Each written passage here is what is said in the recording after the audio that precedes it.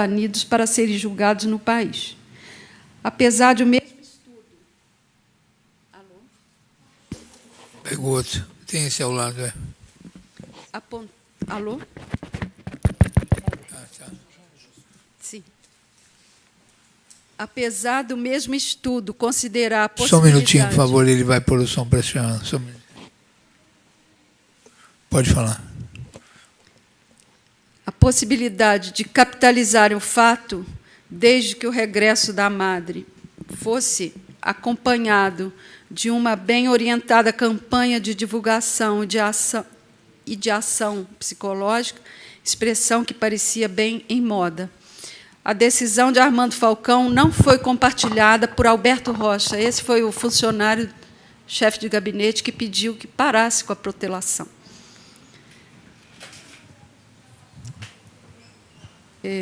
O ministro, então, coloca... obrigada, melhor, mais prático. Em um bilhete carimbado com confidencial, ele escreve: minha opinião é contrária à concessão da permissão da vinda da interessada por inoportuna e inconveniente. Vossa Excelência, entretanto, no seu alto critério, se dignará de decidir como mais acertado lhe parecer. Brasília, 21/6/76. Geisel decidiu. Fechou com Armando Falcão. Madre Maurina Borges da Silveira permaneceu na Cidade do México até a anistia, em 1979.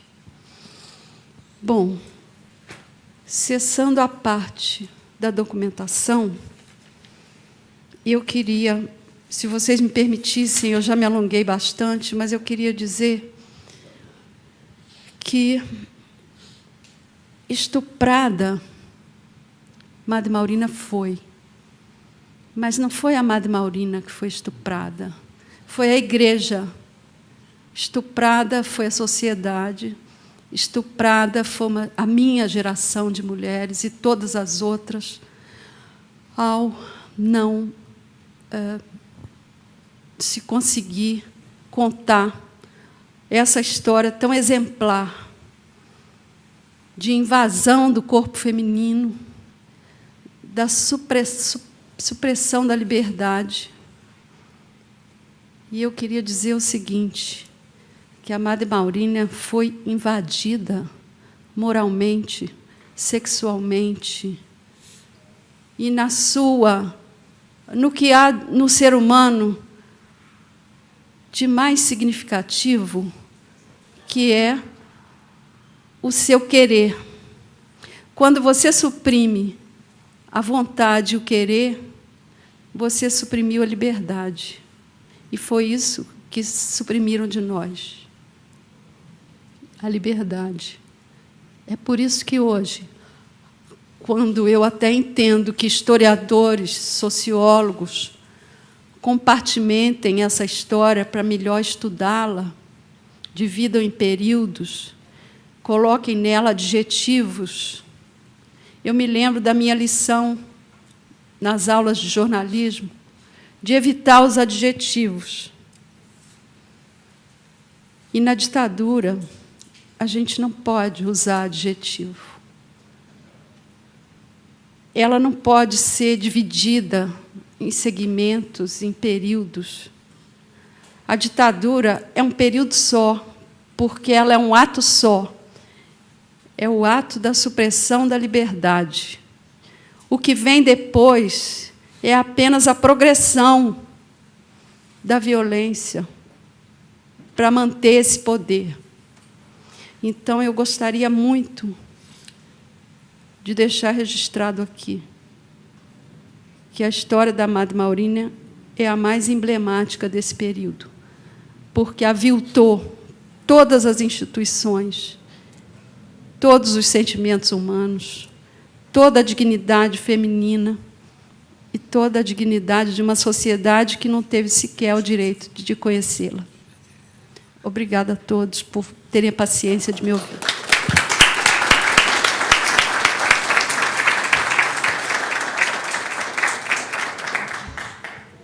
Vamos tem 3 pessoas para a gente concluir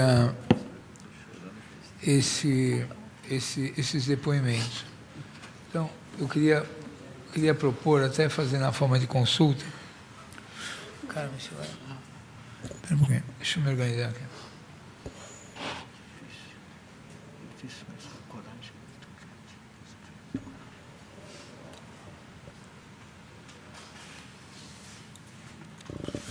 Eu queria fazer uma consulta.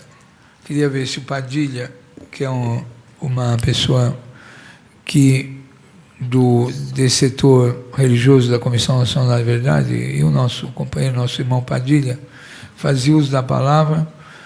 O João não quer falar. Era importante, pelo menos você dá uma palavrinha para fechar. Aí a gente ouve o irmão da Madre Maurina, o Frei Manuel, e o João faz o fechamento. Tá bom assim? Então vai, Padilha, com a palavra, por favor. Dá um microfone sem fio. Você quer falar? A Rita quer falar já? Tá. Mas o Padilha pode falar agora, né? Pessoal, eu queria... Não, tá bom. Tá reservado o seu tempo. Eu queria a gente dar descansar um pouco, assim, 1 minuto, a cabeça, a emoção. Eu queria pedir para a Carmen fazer mais uma música, aí o Padilha fala em seguida, tudo bem? Eu sei que a sessão está muito alongada, e aí a gente continua, tudo bem? Carmen, por favor.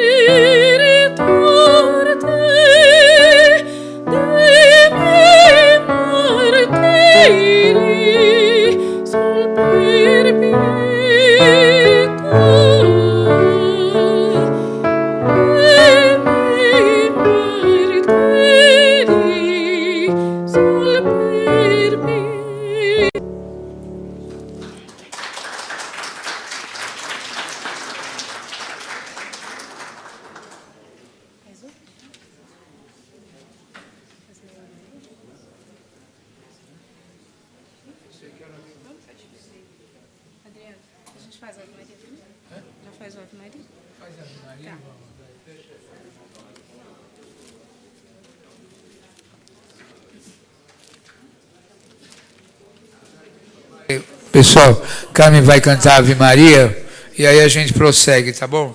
Vamos tentar, para organizar o horário de todo mundo, tentar encerrar às 8 horas, tudo bem? Às 8, 10 para as 8. A Laurinha precisa ir. Ó, vamos liberar. Já. Laura Greenhalgh, muito bom, muito obrigado.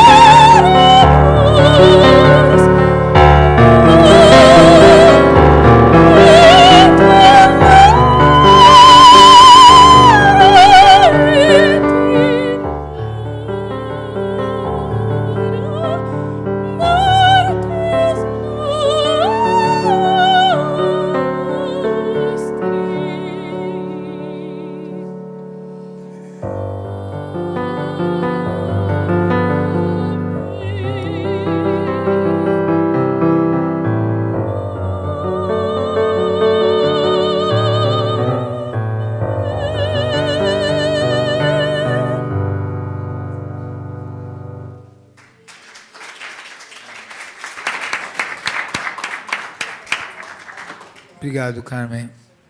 Obrigado, o Delfim. Muito obrigado por vocês darem essa contribuição tão importante para a gente.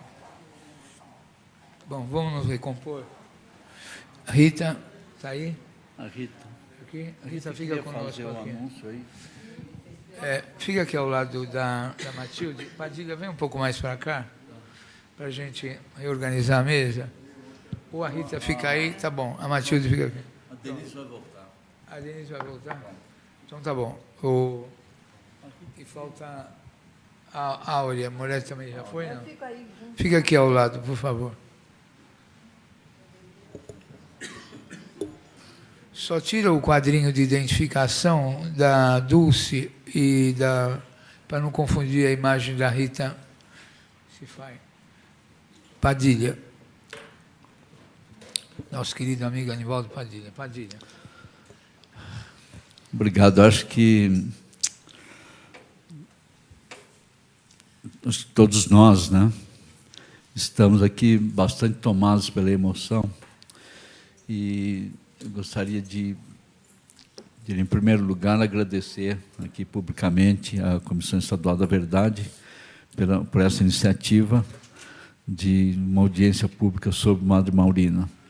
Eu e o Frei João, nós conversamos sobre essa possibilidade, a questão de 3 meses atrás, da necessidade quase que absoluta de trazermos ao público a história da Madre Maurina.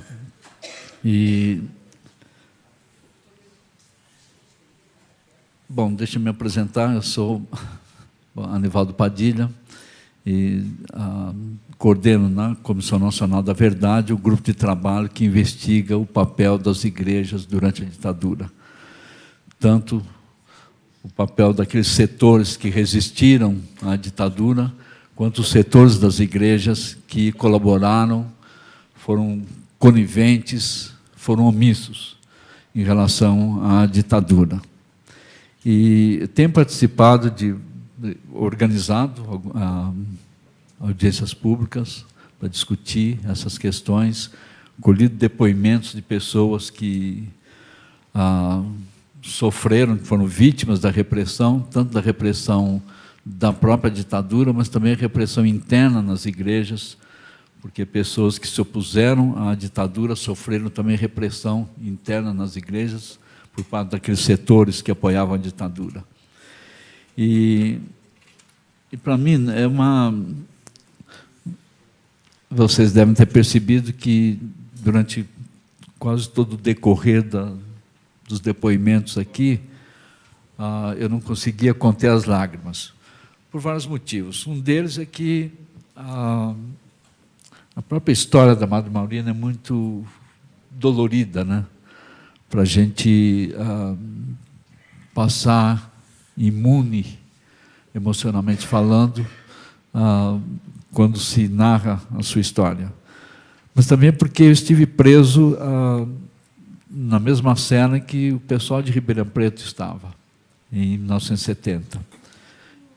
E, inclusive, os nomes, alguns que foram mencionados aqui, estavam na minha cela, Djalma e outros, né? E uma outra coisa que eu não sabia descobrir aqui agora, porque quando foi mencionado o nome do capitão Dalmo, ele foi um dos meus torturadores na Operação Bandeirantes. Então, isso realmente traz para mim vários motivos de emoção, porque o fato de saber que eu estava sendo torturado por um capitão que havia estuprado a Madre Maurina também. Olha, eu não vou me alongar muito, não. O que eu quero levantar aqui são algumas questões que eu acho que são importantes. Nós estamos falando aqui, falamos a tarde toda, nesse período, sobre a brutalidade da ditadura. Acho que temos aqui alguns companheiros que passaram pelos porões, ou nem tão porões assim, do DOI-CODE, Operação Bandeirantes, ODOPS. Nós sabemos, sofremos na pele, no nosso corpo, a brutalidade da ditadura. Agora, nós também sabemos, aqueles que foram presos junto com alguma companheira de militância ou companheira afetiva, sabemos que a ditadura... deixa eu reformular aqui. Havia uma frase que se usava muito, né, que a ditadura foi muito democrática, tratava todo mundo igual. Não é verdade. Não é verdade que a ditadura nos tratou a todos iguais. As mulheres receberam tratamento diferente, porque foram atingidas, alguns de nós também, né, nas nossas intimidades, mas a tortura contra as mulheres parece que refletia um desejo de revolta, de ódio por parte daqueles brutamontes, porque era inadmissível para eles que uma mulher se colocasse na militância para se opor à ditadura. E, então, por isso que a Comissão Nacional da Verdade tem uma linha de investigação sobre gênero e ditadura. E realmente, eu acho que estou vendo a Elza ali balançando a cabeça, nós fomos companheiros de trabalho nos anos 60, ela foi presa pouco antes de mim, e outras pessoas que eu não sei identificar, outras companheiras que foram presas, mas sabem disso, eu não preciso elaborar muito. Que era companheira da Áurea.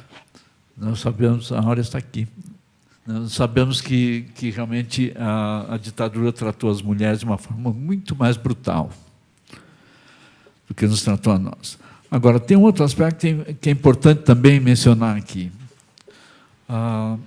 Nós falamos do resgate da memória, a luta por estabelecer a verdade, e geralmente nos referimos à ditadura.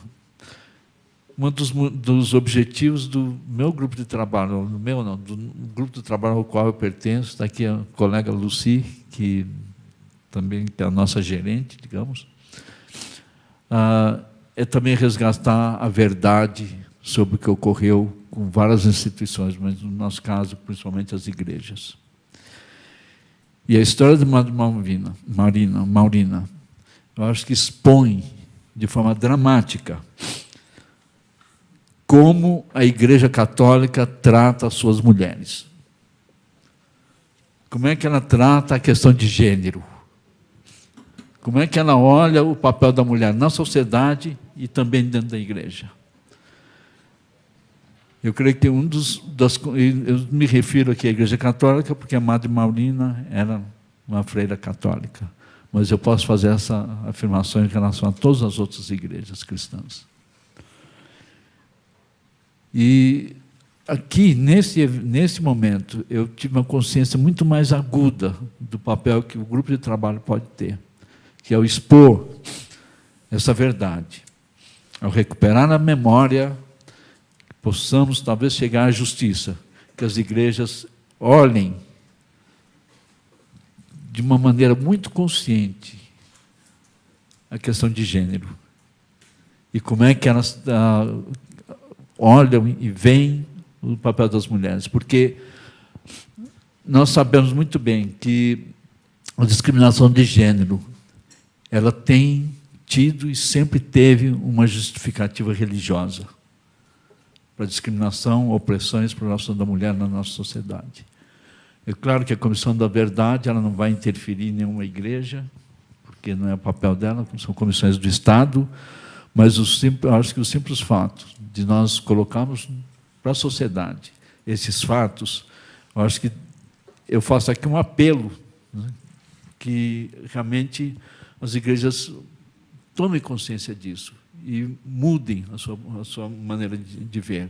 Porque no caso da Madre Maurina, foi dito aqui que ela foi cercada, né, por um silêncio. Eu fiz um esforço de encontrar a Madre Maurina em 1973. Depois que eu saí da prisão, tive que me exilar. Parte dos anos de exílio eu passei nos Estados Unidos e na Califórnia.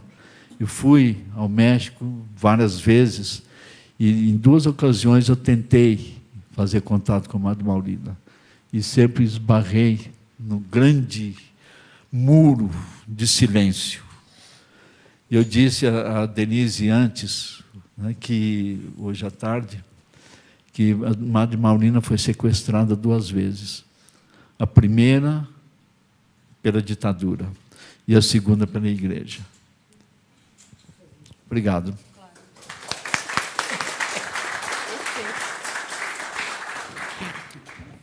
Oi. Olha, eu queria só... Áurea Moretti. Sim. Eu queria contar uma coisa tão bonita para vocês em relação a tudo isso, porque o Dom Felício da Cunha Vasconcelos tinha também o cônego Angélico, né, que hoje todo mundo sabe quem é, uma pessoa de muito valor. E o cônego Angélico tinha o Diário de Notícias, e durante a queda, né, da democracia, e quando veio o golpe militar, ele e os meninos lá da igreja, tudo lá dentro, rodando o jornal, rodando. E quando a polícia vem, né, então os meninos pegaram o jornal, jogaram lá no muro, no vizinho, e a polícia não achou um jornal, porque eles estavam atrás de tudo quanto era jornal. E, em seguida, os meninos, mesmo com o pessoal da igreja, foram distribuindo o jornal que era contra o golpe militar que estava sendo dado. Então, uma coisa, sim, é que teve muito apoio, tanto do Padre Angélico como do arcebispo, porque chegou um momento, né, que não dava mais nem para a gente respirar ou sobreviver. E que o padre de Cravinhos, onde a gente estava, veio na delegacia trazer a comunhão para a irmã no dia seguinte. Porque quando eu estava falando e eu passei o microfone para ela, mas ficou assim, a Lázara, né, a Leila, eu e a irmã Maurina fomos transferidas para Cravinhos, que é uma cidade pequena, uma delegacia daquele tempo, então, né, bem simplesinha. E levaram nós por quê? Porque a Lázara foi solta, não tinha grande implicação, né? E esse canalha, o canalha fez de tudo, pôs ela dentro do carro dele para levar em casa. E foi levar, né? Só que, no caminho, ele queria agarrar a menina. E ele estava totalmente bêbado, talvez até drogado, né? Então, ela deu um safanão nele, abriu a porta do carro e escapou. Ele chegou no quartel contando que ele tinha tido relação sexual com a Lázara. Nessa altura, o comando da tal operação integrada deles se reuniu porque viu que ali tinha um perigo de vazar o que estava ocorrendo, inclusive com a irmã também. E o coronel proibiu de ter mulher dentro do quartel um dia a mais. E foi quando tiraram nós e levaram para Cravinhos, né? Aí nós chegamos no domingo à noite, a banda estava tocando na praça, a cidade inteira estava, sabe quando passeava as moças, assim, né?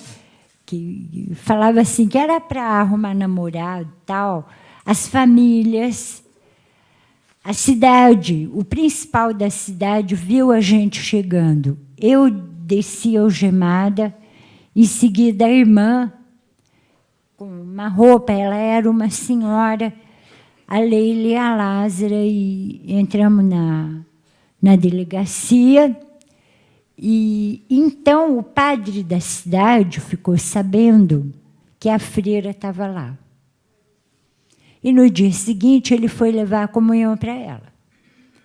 E aí o delegado falou que comunhão, essas coisas estão proibidas, e que ele não ia entrar, que ele tinha que ir no quartel pedir autorização por escrito para poder entrar com a comunhão. O padre foi no quartel e eles prenderam o padre. Gente, era isso mesmo, né? Mas aí a igreja viu um outro modo. Por quê? A nossa cela tinha uma calha, né, que quando choveu muito, caiu toda a água e acabou de destroçar. E o delegado foi obrigado a colocar nós do outro lado, que era parede meia com as presas comuns, né? E assim, eu, como sempre, trabalhei muito com todo mundo. No instante, fiz amizade com a Hilda, né? Na grade, tudo, e tudo que vinha para nós, porque minha mãe já mandava, conseguia mandar coisa. Quer dizer, eu comunista, comunicava com a minha mãe, através deles.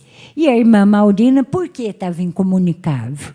Para não falar as verdades, né?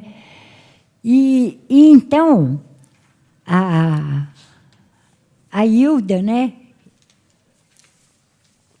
Ó, a igreja tinha catequista que ia nas cadeias. E uma senhora, que você sabe o nome, que você falou? Gilda. A Gilda, que era catequista, foi, né? Logo em seguida desses eventos, ela foi para dar catequese para as presas comuns, que estavam parede e meia com nós, né? Aí o carcereiro falou, olha, eu estou sozinho e não posso deixar lá fora sem ninguém, porque aqui está muito perigoso. E falou, ó, se a senhora quer ficar aí na cela, a hora que a senhora acabar, me avisa, eu venho e abro, né? E cuidado com essas duas presas aqui, que são perigosas. Tá bom. E foi lá para o plantão dele. Então, a catequista, a Hilda, me chamou, falou assim, Áurea, tem visita para a irmã Maurina, né? Chama ela. Aí eu acordei ela assustou, falou, que visita? Eu falei, sei lá, irmã, vai lá na grade. Então, a gente passando as mãos de um lado e do outro, a gente passava a comida, né, o cigarrinho, qualquer coisa que precisasse, um medicamento. E aí a irmã veio na grade e a catequista falou, né, irmã Maurina, me dá a sua mão, estende a mão. Então, ela estendeu a mão e a catequista pôs a hóstia na mão dela, dizendo, é o corpo de Cristo, irmã Maurina.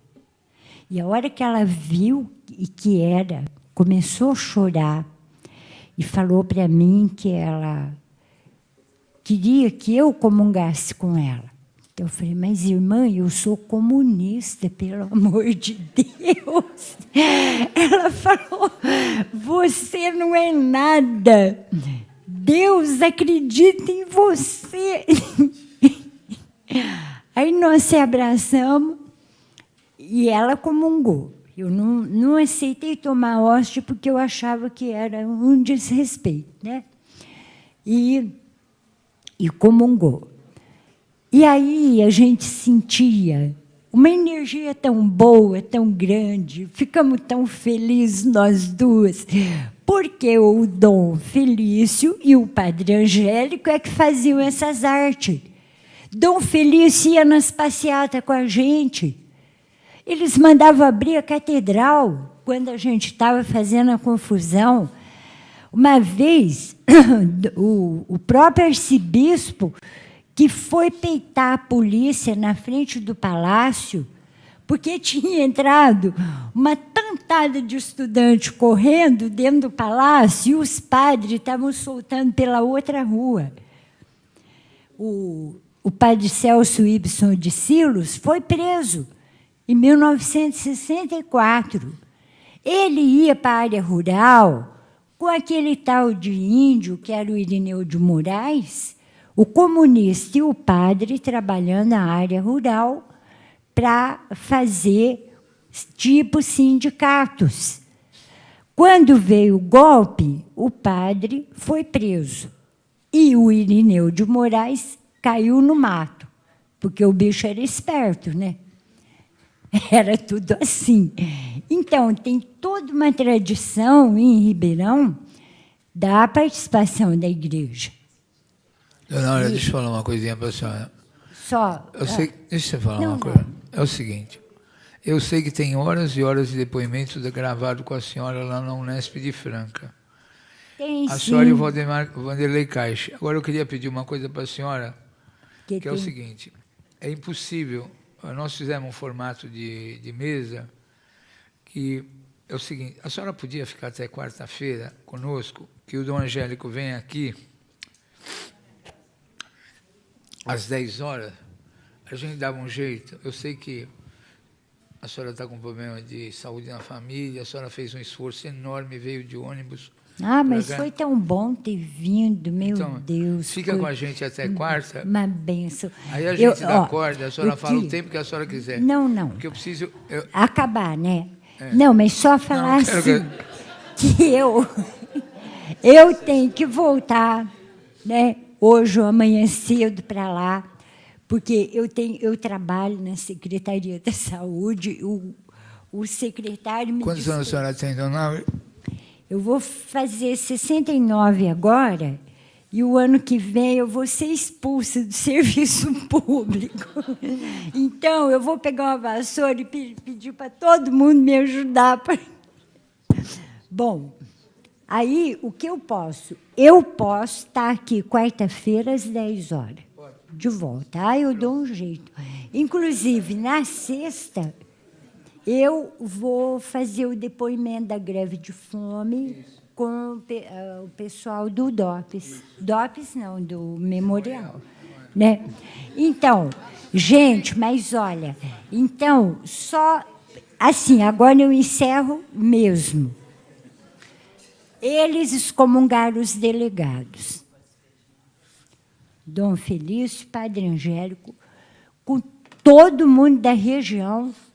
Isso, quando o irmão da irmã Maurina falou, eu acho que eu até já falei aqui, né, que no banco de trás eu fui falando para ele o que estava acontecendo, e só deixaram ele ir ver a irmã, porque ele usava batina e ele seria um padre como tem que ser, e não esse padre moderno que rasga a batina e vira comunista, e deixar ele encontrar a irmã. E aí ele falou, o que está acontecendo? Ele falou, pau de arara, espancamento. E a Maurina também. Aí junta com toda a igreja da região, e excomungaram Miguel Lamano e o doutor Renato Ribeiro Soares. Pronto. Aí acabou a encrenca. Por quê? Eles sentiram e entenderam que Ribeirão Preto não era Rio de Janeiro e nem São Paulo, que as pessoas se conheciam e até a maçonaria entrou no meio a nosso favor, né? E que a igreja segurou as pontas, sim, do modo que ela pôde, né? E que já vinha até de anterior, trabalhando comunista com padre.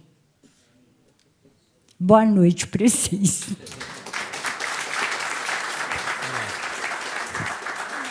Maravilha, Áurea Moretti. Nós vamos indo para os finalmente mesmo, é o seguinte, ó, o livro desculpa, Matilde Leone, Bombas da Repressão, desculpa, Sombras da Repressão, a Vozes só entregou 5 de cortesia, nós só temos 3. A Vozes ficou de fazer uma busca geral em todas as livrarias, em todos os arquivos, para ver se vai mandar alguma coisa para nós. Para de hoje, só tem, assim, só para a pessoa tomar conhecimento. Nós ficamos um mês negociando com a Vozes, infelizmente, a Vozes não quer entregar o livro, no começo tinha 100 no estoque, maior dificuldade. Bom, estamos tentando. Hoje a gente falou, ó, tudo que tiver no estoque será comprado, pode mandar. Estamos tentando negociar com a Vozes, está muito difícil. E o livro da Denise, ela trouxe alguns exemplares que estão aqui. Então, no fim, quem tiver... Eu mesmo não paguei o meu até agora. Preciso pagar. O livro da Denise está à disposição. Que é um belíssimo livro, maravilhoso livro, da Matilde, está aqui. Alguém que vai fazer uma consulta e a gente espera que a voz entregue. O Dom Angélico vai estar aqui dia 10, depois de amanhã, às 10 horas, falando o papel da imprensa católica na resistência à ditadura. Desculpa. De quarta-feira, às 10 horas da manhã. Tá bom? Então, eu queria convidar, como é muito difícil ficar convidando todo dia, todo mundo que puder vir aqui no Dom Angélico, vamos ver se a Chaya garante a volta da Áurea Moretti. E depois, viu, Áurea, sabe o que a gente precisava fazer? Uma sessão especial da Faune. Trazer aquele menino maravilhoso, o Pedro, lá da Unesp, aquela professora que é a pesquisadora que pesquisa a sua vida, a sua história, todo o filme de vocês, tá bom? Por favor. Tá bom. Rita, o Frei Manuel e o Frei João. Rita Cifai. Manda bala. Aqui mesmo. Rita Cifai. Quero cumprimentar todos os da mesa e destacar assim, a importância desse momento de hoje.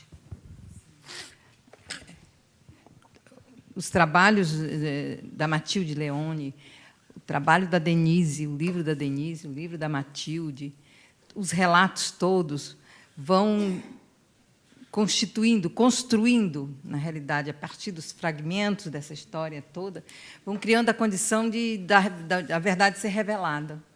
Isso tem uma importância enorme, porque o que a gente quer realmente é que ela seja revelada do nosso ponto de vista, do ponto de vista dos protagonistas, daqueles que estiveram fazendo essa história. Então, neste sentido, é que esse depoimento, esse pequeno depoimento que eu vou dar, ele também integra esta história contada hoje aqui. Eu participo da Comissão da Anistia como conselheira e tenho como companheira de conselho e como vice-presidente da comissão uma pessoa de uma importância muito grande para a gente, que é a Sueli Bellato.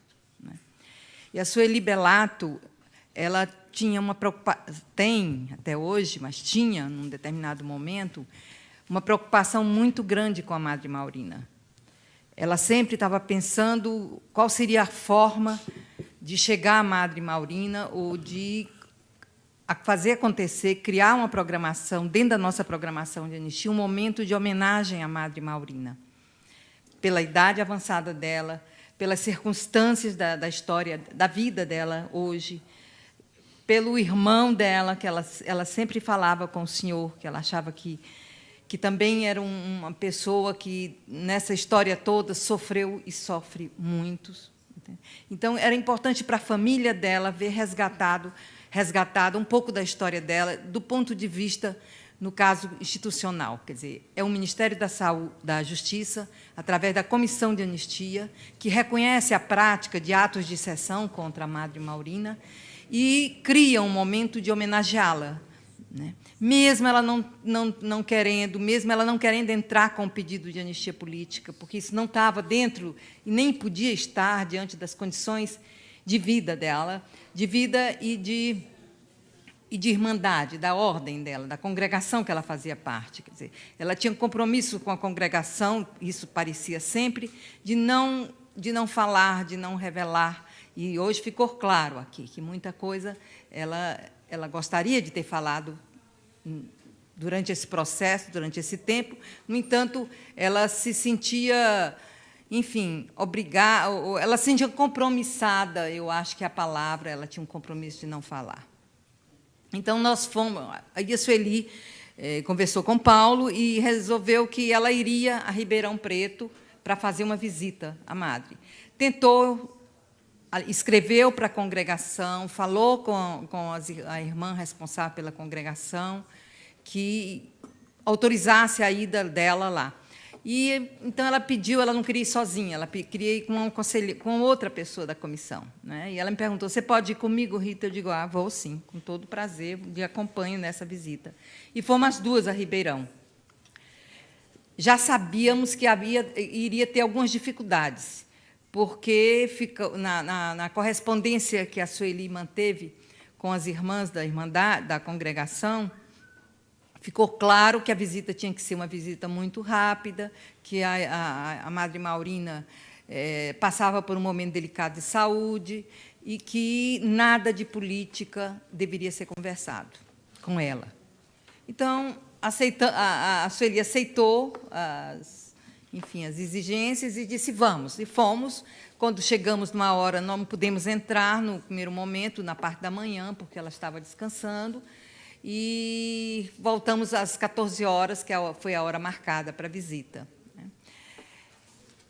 As irmãs nos trataram muito bem, importante dizer, com muito respeito, com muita atenção, mas deixaram claro que, de fato, a madre não tinha muitas condições de estar recebendo visitas e que elas não podiam ser prolongadas. Tudo bem. E duas delas participou da conversa também com a gente, né? Então, a Sueli, a irmã, chegou, ela estava bem, ela estava disposta, ela estava falando muito naturalmente, ela tem um espírito e uma sensibilidade impressionante. Ela agradeceu, ela está sendo visitada, enfim, foi muito amável com a gente, muito amável mesmo. Quis saber sobre a Sueli. A Sueli falou sobre uma freira que chama Irmã Teodora, aí essa Irmã Teodora foi assim, e a conversa também girou em torno da irmã, girou muito em torno da família. Ela falou da grande alegria que ela tinha ao voltar à casa dela, a rever as pessoas, a passar as festas com as pessoas. Me parece que tinha um aniversário próximo de alguém da família que ela gostaria de ir à casa dela para estar junto com os familiares dela. Então, ficou uma conversa muito sobre a família dela, sobre as alegrias dela. E, num dado momento, fez um pouco de um silêncio, e ela falou o seguinte: eu queria dizer uma coisa, eu lembrei agora de que eu devo falar sobre uma coisa que me pareceu sempre que foi uma grande injustiça. Eu lembro que ela sentou. Uma coisa que foi uma grande injustiça e que eu não posso deixar de falar. Foi muito injusto e foi muito terrível o que fizeram com o meu jardineiro. Isso ficou na conversa, que não podia ser sobre política, ficou essa fala dela. Quer dizer, claramente ela sabia que nós estávamos ali por uma razão política e que nós não iríamos falar sobre isso. No entanto, ela revelou, naquele momento, a grande injustiça que tinha sido cometida contra ele, que era um jardineiro, e era um jardineiro muito, quer dizer, um jardineiro muito bom. Ela não lembro da palavra, do adjetivo, mas era um jardineiro importante para ela. É isso que foi a nossa conversa. Nós acabamos vendo que se passou um tempo que não foi tão curto assim, foram quase 2 horas de conversa, né? E a gente se despediu, ela agradeceu muito também, nós agradecemos e fomos embora. Voltamos com uma sensação de que nós tínhamos ido até lá, tinha sido importante, nós tínhamos conhecido, mas que havia um limite ainda. A homenagem que a gente pretendia fazer não podia ser feita. Ficou claro que não podia ser feita, que os limites estavam dados e que a igreja, no caso, as companheiras dela de hábito, não iam permitir, e que ela estava ali protegida por elas. Quer dizer, a proteção que elas davam era a que elas achavam suficiente. Elas não queriam que mais gente se intrometesse ou dividisse com elas uma atenção à Madre Maurina. Pareceu isso, muito fortemente, né? Eu não queria cortar. Você tem uma capacidade narrativa Era isso, tão... fundamentalmente.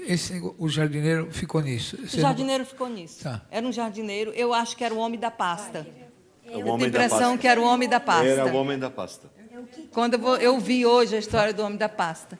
Agora, eu só queria ainda de falar uma coisa. Eu acho que nós estamos procurando a verdade e ela está cada dia mais, ela está se colocando a partir das pessoas que contam as histórias, das pesquisas que desde 85 são feitas. Por exemplo, tem um livro da Maria Auxiliadora agora sobre a clandestinidade, que vai ser lançado no dia 11, lá na Casa do Psicólogo, que esse livro foi publicado em 85 também. Mas só agora ele toma sentido, porque só agora as pessoas já não têm medo de ler o livro, de comentar o livro, porque antes até ler o livro, andar com o livro, sentir, era um peso. E que esse peso está sendo, a gente está conseguindo romper esse silêncio. Isso é muito importante. Agora, eu acho que a esquerda também não pode omitir sua responsabilidade no caso da Madre Maurina. Eu acho que nós não podemos omitir a nossa responsabilidade.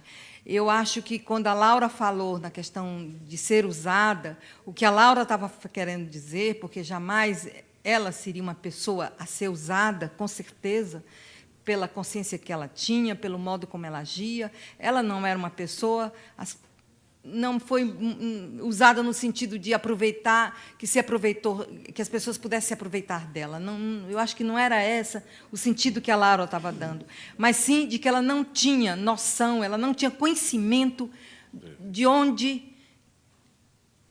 qual a militância das pessoas e de qual o compromisso que as pessoas militantes tinham na sua vida militante. Eu acho que esse conhecimento ela não tinha sido informada por esses militantes, ou ela não procurou essa informação, mas, enfim, isso precisa também ser esclarecido, porque é uma forma da gente deixar claro, inclusive por aqueles que podem usar isso contra nós. Quer dizer, usar isso contra nós, no sentido de que a Madre foi usada. Quando a Madre foi, enfim, ela foi inocente útil, ou qualquer coisa desse tipo, que ela não era. Agora, quando eu acho que a Laura também colocou isso neste sentido, quer dizer, qual era a dimensão, qual era o conhecimento que ela tinha sobre a ação política das pessoas que estavam frequentando e utilizavam o salão do orfanato.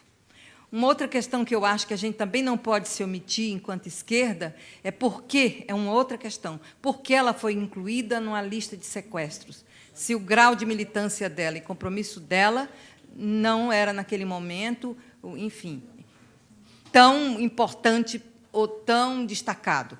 É uma outra questão que a Matilde levanta, que eu acho que também tem que ser esclarecida. Nós não podemos ficar, enfim, porque senão nós vamos estar procurando conhecer a verdade, mas vamos ter alguns sinões nessa verdade que acabam sendo, se não esclarecidos, não sendo suficientes para o que a gente quer. Que a gente quer uma verdade do nosso ponto de vista, enquanto protagonistas dessa história toda. Tá, muito obrigada. Obrigado, Rita. Matilde. Fazer um comentário a respeito do jardineiro. Ele foi também ele apanhou muito, foi bem torturado também. Pessoal, pelo amor de Deus, não vamos perder a concentração aqui na mesa, vamos. Matilde Leone.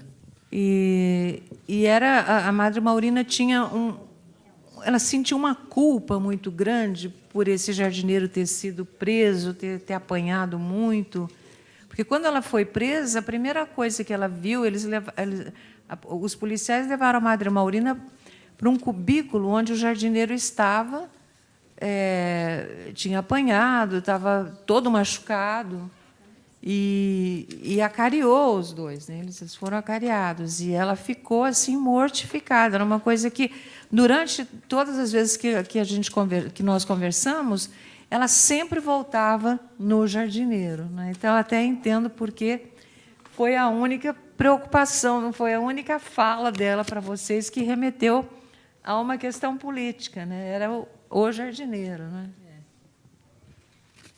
Muito bom. Então, vamos indo agora para a reta final. Só queria fazer uma consideração, um minutinho.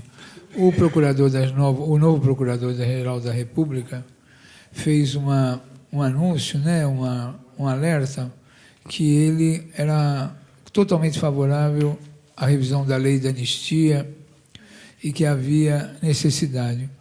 Então, viu, minha querida amiga, minha professora Rita Cifaia, quando a gente começou a Comissão da Verdade, a gente trabalhava com 3 degraus, 3 estágios, né? A memória, a verdade e a justiça. Infelizmente, nós estamos no estágio da memória. A verdade, o Brasil não está querendo aceitar até agora. Já estamos na metade dos trabalhos da Comissão da Verdade, das comissões em geral, e só não saímos do capítulo da memória. A verdade seria todos esses fatos e a cadeia de repressão e a cadeia de comando e o poder do Estado brasileiro aparecer. Pouco apareceu, embora hoje surgiu o nome de muitos torturadores. A justiça, essa ainda está bem longe, né? Então, vamos lá. O irmão, companheirão, irmão da Madre Maurina, Frei Manuel, que nunca abandonou essa trajetória e que veio na nossa sessão. O pessoal da PUC, vocês viram a importância dessa sessão de hoje, né? Então, vamos ver, apesar do braço pesado da Inquisição, do Santo Ofício, vigindo lá na PUC hoje, se a gente consegue fazer essa sessão lá na PUC. Frei Manuel.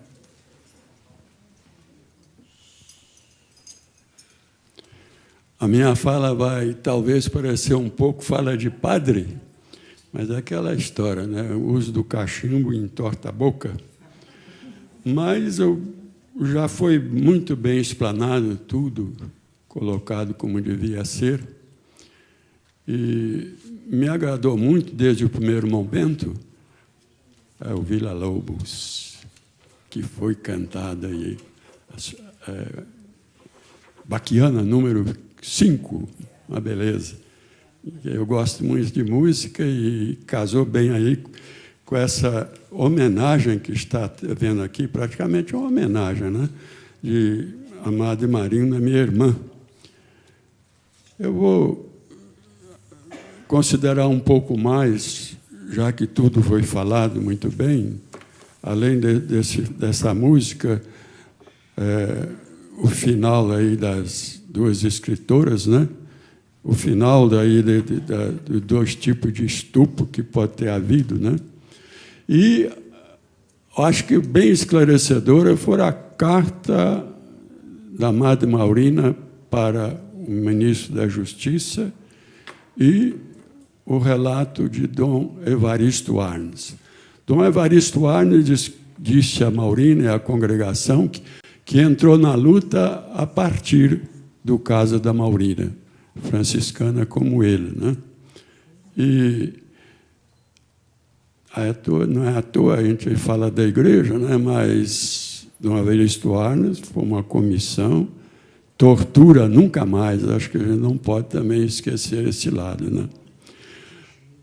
Agora, na família da irmã Maurina, nascemos todos na roça. Mamãe teve 12 partos. E, dos primeiros nascimentos, faleceu uma menina, né? E depois, meu irmão, padre, 2 padres e 2 freiras e 7 casados. E do pessoal que se casou, das 2 irmãs, eram 4 mulheres, né? Uma teve 12 filhos e a outra 13, tudo na roça. E, realmente, quando a gente parte para uma cidade maior, fica um pouco desnorteado. Mas, quando meu irmão voltou uma vez de férias do seminário, estudava em Belo Horizonte, ele trouxe uma vida de São Francisco de Assis. E, como tinha muito tempo, esse santo foi bem considerado, né? Os 2 reformadores do século XIII, São Francisco de Assis e São Domingos de Gusmão, que fundou a Ordem dos Dominicanos. Então, desde os seus 10 anos, Maurina começou a sintonizar com Francisco de Assis, o irmãozinho universal. É considerado como se fosse a pessoa na história que mais conseguiu se aproximar de Jesus Cristo. Realmente é um caso de graça. E depois de certo tempo, Maurina foi para Araxá, perto de Uberaba, lá da minha terra eram uns 30 quilômetros, e Uberaba uns 100 e poucos quilômetros. Lá foi aluna das dominicanas através de um esquema que as irmãs tinham. Ela pobre, não podia pagar, mas as irmãs tinham um serviço da casa que oferecia para o que chamava de Martinhas, e ela, então, conseguiu estudar, como as outras também podiam estudar, as que podiam pagar, né? E lá em Araxá é que ela encontra a congregação das Irmãs Imaculada, franciscanas da Imaculada Conceição, que tinha um asilo lá. E não teve dificuldade nenhuma em se ligar a essas irmãs e começar a sua carreira de freira, né? Agora, realmente, Maurina, desde pequena, era geniosa. A mamãe Francilina teve que lutar bastante para domar o seu gênio, né? E eu acho que é justamente isso aí que ajudou ela a enfrentar toda essa situação. O grande torturador Fleury foi de São Paulo para a Ribeirão Preto, justamente para o caso desses que foram presos com a Maurina. E a primeira coisa que ele fez, acho que já foi falado aqui, foi dar um tapa daquilo na orelha e chamar Freira do Diabo. Depois veio todo o resto da tortura, né? E, durante a tortura, eu acho que ele foi vencido pela Maurina, porque pediu a ela: você, freira, olha nos meus olhos. E ela não teve medo nenhum e olhava. Você me conhece? Conheço sim, porque eu li uma reportagem na revista e vi que você fez a prisão dos dominicanos. São 7 dominicanos presos, né? E foi indo nessa conversa toda, né? E até que foi falado aí, liga os fios nos indicadores e toca a maquininha, né? Tive muito tempo de conversar com a Maurina, porque fui ao México, e depois do México aqui ainda conseguia, não havia esse problema das feiras não deixar conversar tranquilamente, né? E tocou a maquininha e disse: chama o teu Deus.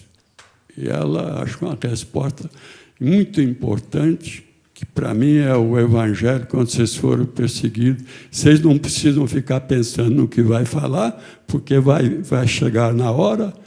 E ela disse simplesmente: não precisa chamar, ele está aqui. E parece que pararam um pouco a tortura. Depois voltaram, né? E a amada Maurina, então, falava isso, assim: vocês vão pagar, porque isso não se deve fazer com ninguém. Não pensava somente nela, mas também a situação que ela presenciou quando chegou lá junto com as companheiras, né? Eu acho que tudo isso deve a esse caráter que ela trouxe desde criança na família, essa ligação com a imagem de São Francisco e a determinação. Era realmente determinada e consegui fazer isso tudo. Toda essa luta para voltar antes, e carta para o ministro e tantas outras coisas, só voltou com a anistia. Quando ela tinha que se apresentar diante do tribunal novamente, né? Então, um grande bispo, segundo o secretário Padre Comblen, secretário de Dom Helder, se referiu a esse grande bispo como dos maiores bispos do século XX, Dom Luciano Mendes, disse para Maurina: olha, no final eles vão te dar a palavra, então você aproveita para dizer alguma coisa. Ela já foi com a sua Bíblia debaixo do braço, quando deram a palavra, começou e parece que não acabava mais, e o pessoal ficava inquieto, ela falando, e começou dizendo assim, né? Eu agradeço vocês de terem feito isso comigo, porque foi uma maneira que eu consegui de participar do sofrimento de Jesus. Agradeço a vocês por terem feito passar pelo que eu passei, uma pequena gota dentro do grande mar do sofrimento da paixão de Jesus. Então, me parece que uma das maiores defesas da Maurina, não acredito que ela foi estuprada, foi essa capacidade. Claro, passar numa sala 3 horas naquilo tudo que foi narrado aí, tinha que voltar completamente arrasada lá para a cela, né? Não tinha dúvida, né? Então, essa capacidade de entrega e do seu temperamento de enfrentar a situação.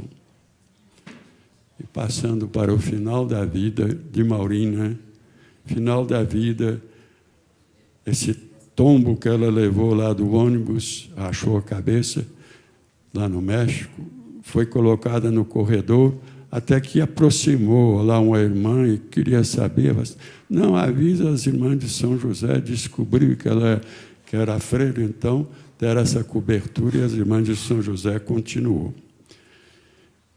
Então, até já estou perdendo um pouco, foi operada quando voltou, da hipófise, essa glândula tão importante, no final da vida, diabetes, e no mais finalzinho ainda, última vez que eu fui visitá-la, Alzheimer. Já estava em Araraquara. Ela só me disse assim, Manuel, fiquei 40 minutos ao lado dela, nem mais uma palavra. Então, realmente, o seu calvário foi até o final. E realmente assumia. E, finalmente, não deu para ir ao enterro, mas todos que viram o seu caixão, viu o rosto da Maurina transfigurado. Impressionava muito, né? Eu acredito muito nisso também. E, relembrando mais uma vez, o reino de Deus, a melhor tradução não está dentro de cada um de nós. O reino de Deus está entre nós. Uma força que vai se espalhando e, apesar de toda a barbaridade que está ainda reinando, cada dia está melhor, segundo essa fé em Jesus Cristo. Agradeço a todos. Muito obrigado.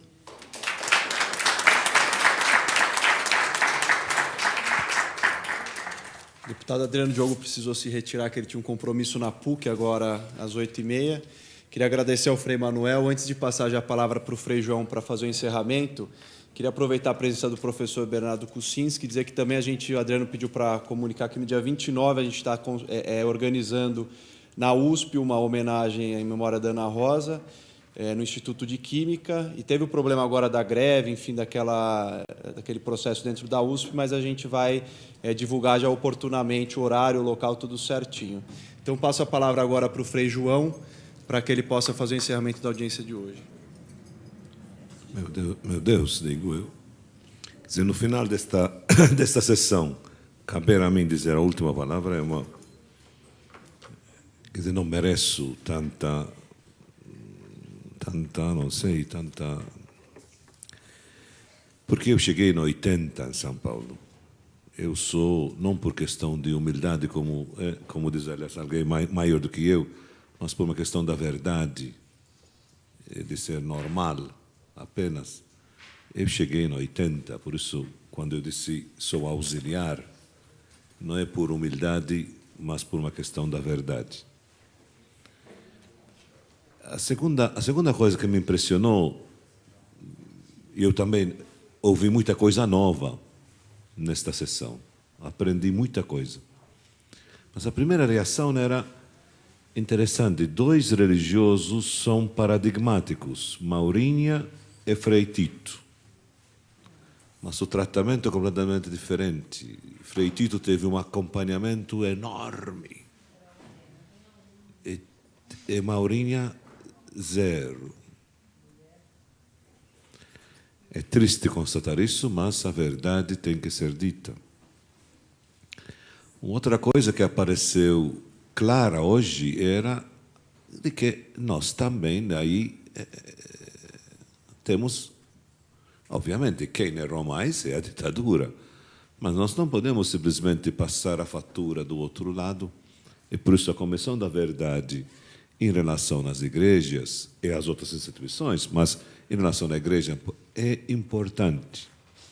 Estabelecer a verdade nos ajuda a todos, não para gerar sentimentos de culpa, mas para corrigirmos os rumos. Corrigirmos os rumos, porque alguns erros são feitos por vício do cachimbo. Por isso, corrigir os rumos. E termino.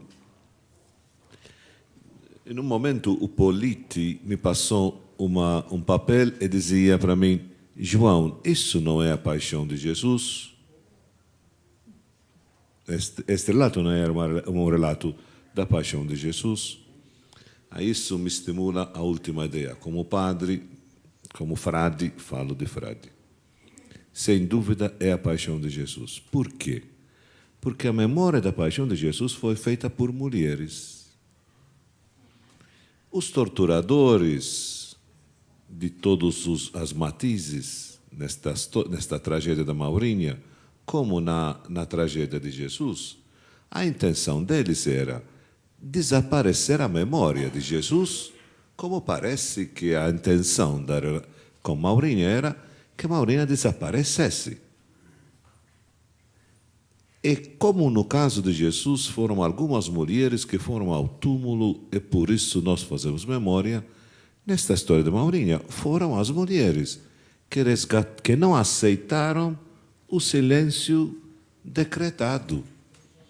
E citamos várias. Citamos naturalmente vocês duas, as duas grandes autoras, não? Que nos alertaram sobre isso, a Andrea e a Laura, que fizeram uma matéria, a Lília, que insistia comigo de que esta história não pode ficar em silêncio.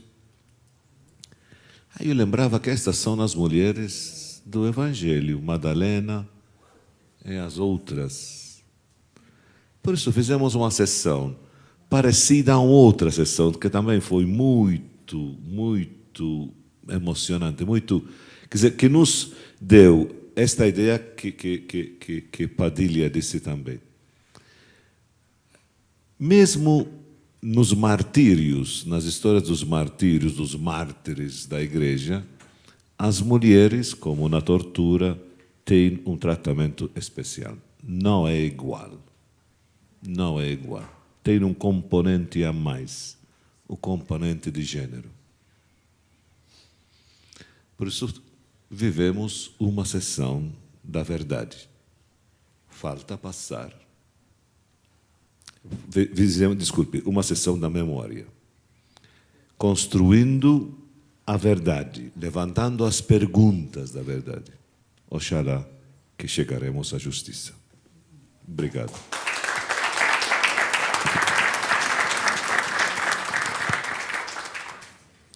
Bom, acho que todo mundo que esteve aqui hoje sentiu como foi rica, como foi importante a audiência. Queria agradecer muito, só foi possível porque justamente cada um trouxe aqui um pouco dessa história, trouxe a sua contribuição e todo mundo fez um sacrifício enorme para estar aqui.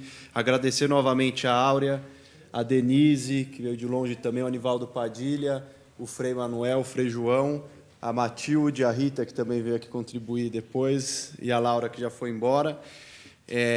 Então, agora que a gente está se preparando para ir já, o Delfim vai tocar uma última música e a sessão está encerrada. Obrigado, gente. Só um minuto. A Rita só vai dar um recado divulgando as duas caravanas da Anistia que vão acontecer aqui essa semana em São Paulo. Duas caravanas da Anistia vão acontecer em São Paulo, no dia 24 e no dia 25. No dia 24 é na USP.